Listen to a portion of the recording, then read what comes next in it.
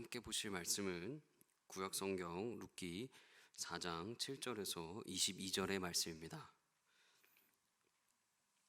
구약성경 룻기 4장 7절에서 22절의 말씀입니다.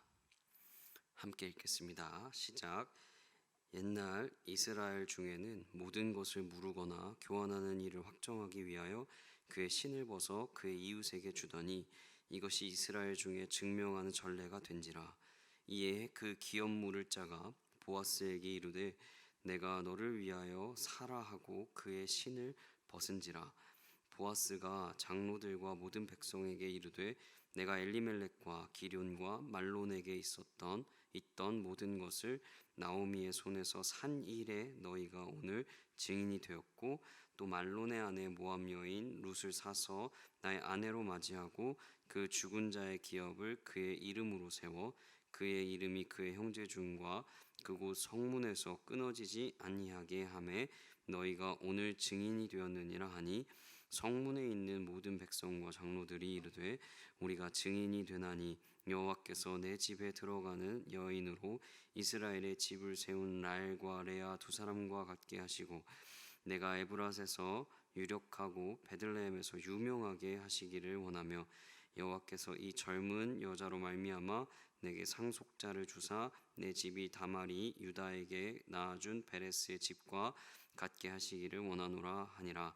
이에 보아스가 룻을 맞이하여 아내로 삼고 그에게 들어갔더니 여호와께서 그에게 임신하게 하심으로 그가 아들을 낳은지라.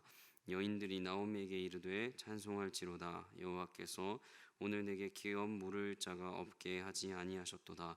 이 아이의 이름이 이스라엘 중에 유명하게 되기를 원하노라. 이는 내 생명의 회복자이며 내 노년의 봉양자라. 곧 너를 사랑하며 일곱 아들보다 귀한 내 며느리가 낳은 자로다 하니라. 나오미가 아기를 받아 품고 그의 양육자가 되니 그의 이웃 여인들이 그에게 이름을 지어주되 나오미에게 아들이 태어났다 하여 그의 이름을 오벳이라 하였는데 그는 다윗의 아버지인 이새의 아버지였더라. 베레스의 계보는 이러하니라. 베레스는 헤스론을 낳고 헤스론은 람을 낳았고 람은 암미나답을 낳았고 암미나답은 나손을 낳았고 나손은 살몬을 낳았고 살몬은 보아스를 낳았고 보아스는 오벳을 낳았고 오벳은 이새를 낳고 이새는 다윗을 낳았더라. 아멘. 자, 오늘은 룻기의 마지막입니다. 룻기의 마지막 정리라고 할 수 있습니다. 저는 오늘 본문을 통해서 뒤에서 일하시는 하나님을 보았습니다. 뒤에서 일하시는 하나님. 시어머니 나오미가 이제 자신의 죽은 아들의 밭을 팔려고 내놓았습니다. 당시 문화는 그 밭을 팔려고 내어놨을 때 친족 중에 어떠한 한 사람, 가까운 그 한 사람이 가장 1순위에 됩니다. 살 수 있는 1순위를 가지게 됩니다. 그 사람을 기업 물을 자라고 표현을 하는데 이 집안의 어떤 책임을 져야 하는 거죠. 밭을 팔려고 내놨으니 일단 기업 물을 자가 첫 번째 책임을 가지고 있는 것입니다. 그래서 이 기업 물을 자에게 이제 책임을 져야 한다. 네가 밭을 살 거냐라고 보아스가 묻습니다. 그러자 이 기업 물을 자가 그래 좋다. 내가 밭을 살려고 한다라는 어떤 긍정의 메시지를 던지니까 보아스가 또 이렇게 얘기합니다.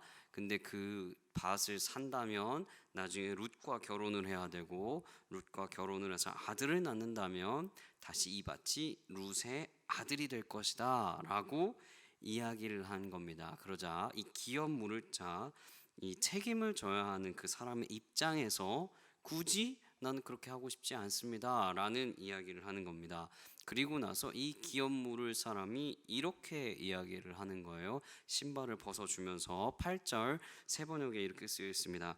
집안관으로서의 책임이 있는 그 사람이 보아스에게 당신이 사시오 하면서 자신의 신을 벗어주었다.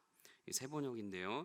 신을 벗어주는 이 행동, 벗어주면서 자신의 신을 딱 벗어주면서 당신이 사시오라고 보아스에게 이야기합니다.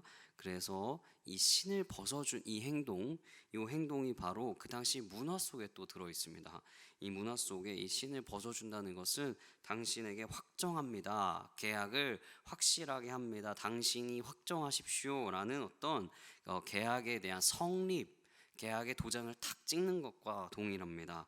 그래서 신을 벗어준 겁니다. 그곳에는 원로들이 다 있었습니다. 그래서 원로들과 온 마을 사람들이 이제 보아스가 이 땅을 살 것을 알고 이 룻의 시어머니 나오미와 그리고 룻과의 결혼이 확정된 것도 이제 알게 된 것입니다. 그리고는 원로들이 이제 축복의 말들을 해 줍니다. 11절과 12절에 이렇게 나와 있습니다. 11절은 룻에 대한 축복을 합니다. 그래서 11절을 보면 라헬과 레아의 이야기가 나옵니다. 이 라헬과 레아의 남편이 혹시 누구신지 아십니까?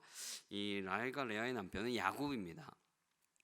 야곱은 12명의 아들을 낳았고 12지파가 되는 훗날 12지파가 되는 그런 어떤 큰 아주 대단한 이스라엘의 인물이 됩니다. 그러니까 라헬과 레아처럼 되어라 라고 이야기하는 것은 이스라엘의 어머니가 되어라, 이스라엘의 대단한 어머니가 되어라 라고 축복을 하는 겁니다. 아주 엄청난 축복입니다. 그런데 우리가 여기서 정말 중요하게 생각해 볼 일이 있습니다. 바로 룻이 이방 사람이었다는 겁니다. 모압 여인 룻이었습니다. 이스라엘과 모압은 아주 적대 관계였기 때문입니다. 그래서 이방 사람임에도 불구하고 이스라엘의 어머니가 되어라 라는 아주 큰 축복을 받습니다. 그리고 이 룻기의 이제 방점, 아주 정점을 탁 찍습니다. 가장 재미있는 부분입니다. 이제 13절입니다. 보아스는 룻을 아내로 맞이하였다. 그 여인이 자기 아내가 되자 그는 그 여인과 동침하였다. 주님께서 그 여인을 보살피시니 그가 임신하여 아들을 낳았다. 이 세 번역에 이렇게 쓰여 있습니다. 룻기에는 한 번도 하나님이 개입한 게 없습니다. 단 한 구절도 하나님이 어떻게 하였더라라고 이야기한 게 없습니다. 그런데 여기서 드디어 마지막에 여기서 하나님이 등장하시는 겁니다. 아들을 낳게 하겠다. 그 여인을 보살피시니 그가 임신하여 아들을 낳았다. 여러분, 이게 이 하나님의 어떤 지금 방점에 하나님이 팍 드러나는 그런 순간인 겁니다. 그리고 그 상황 속에 아들이 나온 걸 보면서 시어머니 나오미는 어떤 생각을 했을까요? 혹은 룻은 어땠을까요? 일단 아들을 낳게 하신 하나님 앞에 감사했을 거고, 계보가 이어질 수 있겠다 하는 것들에 대한 기쁨이 넘쳤을 겁니다. 나오미도 너무 기뻐했을 겁니다. 아들이 다 죽고 이제 며느리 하나 남았고, 그 며느리가 이제는 아이를 낳았다는 그것만으로도 가슴이 벅찼을 겁니다. 그런데 이상합니다. 아주 이상합니다. 이 17절에 보면 이렇게 쓰여 있습니다. 세 번역에는 이렇게 쓰여 있는데, 이름도 나오미가 지어줄 줄 알았는데 17절을 보면 다르게 쓰여 있습니다. 이웃 여인들이 그 아기에게 이름을 지어주면서 나오미가 아들을 보았다 하고 환호하였다. 그들은 그 아기의 이름을 오벳이라고 하였다. 그가 바로 이새의 아버지요 다윗의 할아버지이다. 여러분, 좀 이상하지 않습니까? 갑자기 이웃 여인들이 등장을 해서 이 이웃 여인들이 룻의 아들의 이름을 지어주는 겁니다. 전혀 지금 관계없는 그런 사람들이 이름을 지어주고, 또 너무 중요한 건 시어머니 나오미가 아들을 보았다라고 이야기를 하는 겁니다. 이게 도통 잘 이해가 되지 않지만 여러분, 이게 복선이라는 것들을 아셔야 합니다. 이웃 여인들이라는 단어가 지금 4장에 나오고 있지만 1장 19절에서 20절을 보면 거기에도 여인들이 등장합니다. 제가 세 번역을 가져왔습니다. 1장 19절에서 20절에 이렇게 쓰여 있습니다. 온 마을이 떠들썩하였다. 아낙네들이 이게 정말 나오미인가 하고 말하였다. 나오미가 그들에게 대답하였다. 나를 나오미라고 부르지들 마십시오. 전능하신 분께서 나를 몹시도 괴롭게 하셨으니 이젠 나를 마라라고 부르십시오.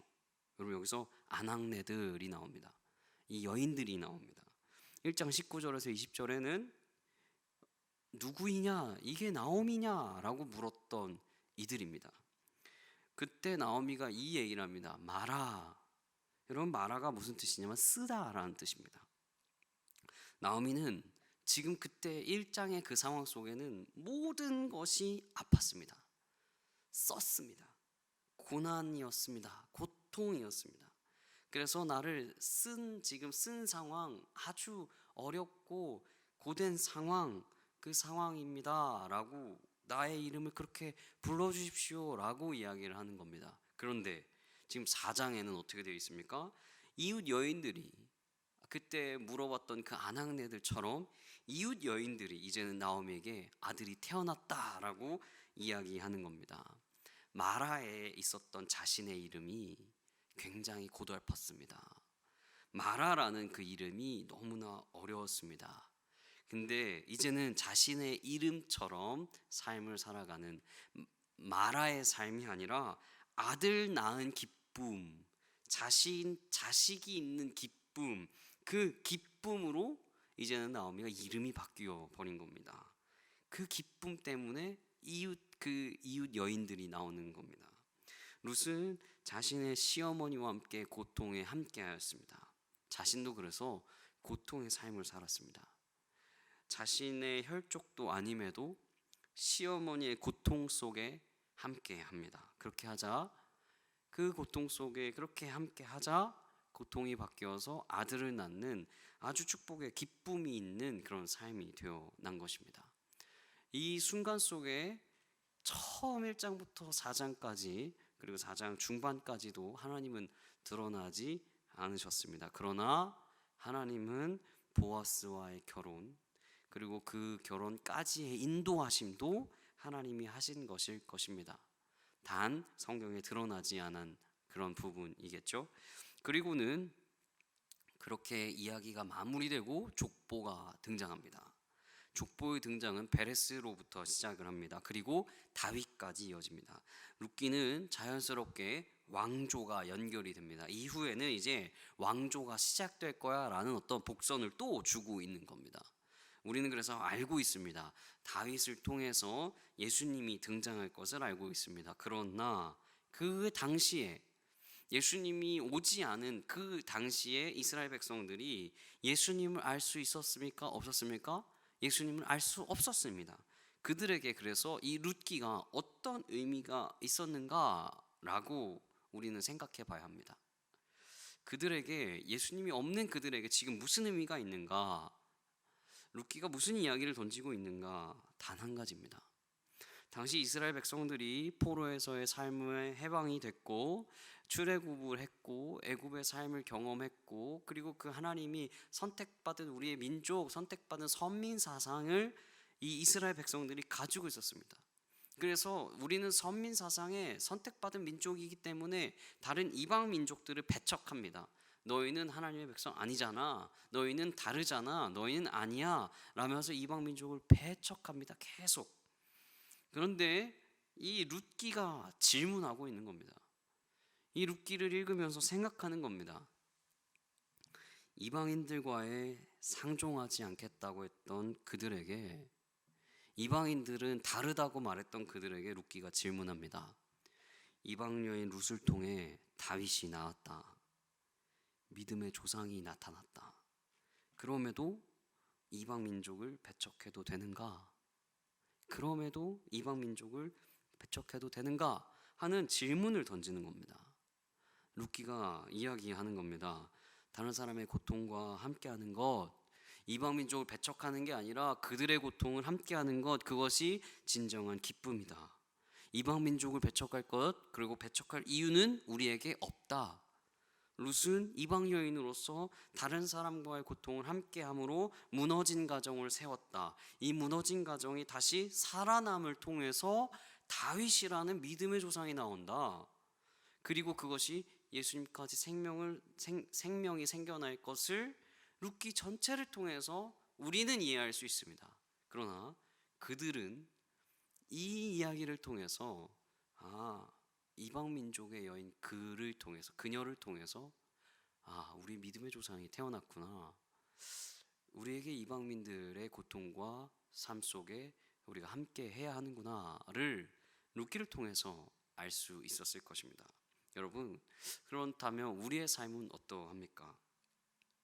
여러분, 우리의 삶 속에 다른 사람과의 고통 속에 우리가 공감하려고도 혹은 함께 하려고도 하지 않고 배척하려고 하고 있는 것은 아닙니까? 무관심한 건 아닙니까? 우리의 가정 속에, 우리의 관계 속에, 우리의 직장 속에, 우리의 이웃 속에, 우리의 삶 속에 진정한 룻기, 고통을 함께하는 룻이 되고 계십니까? 아니면 룻과 동일한 며느리였지만 시어머니를 떠나갔던 오르바이십니까? 옆 사람의 고난을 보지 않고 옆 사람을 마주하지 않고 전혀 관계없는 일로 여기고 계시는 것은 아닙니까? 그리스도인으로서 룻과 같이 고통 속에 있는 그들과 함께 그렇게 함께 하셔야 하는 것입니다. 우리가 하나님은 사람을 통해서 그래서 그렇게 일하십니다. 그렇게 뒤에서 일하고 계십니다. 우리에게 사랑을 부어주시고 우리에게 긍휼함을 부어주시는 것처럼 룻과 같이 우리의 삶을 드렸을 때 하나님의 일하심을 경험하게 될 것입니다. 그렇게 되시기를 우리 모든 지구촌교회 성도님들 되시기를 주님의 이름으로 축복합니다. 우리 기도하도록 하겠습니다. 첫 번째는 이겁니다. 하나님, 우리의 삶 속에 우리의 이웃과 우리의 가족과 우리의 관계하는 모든 사람들 상황 속에 하나님, 내가 사랑하지 못하는 마음이 있습니까? 하나님, 회개합니다.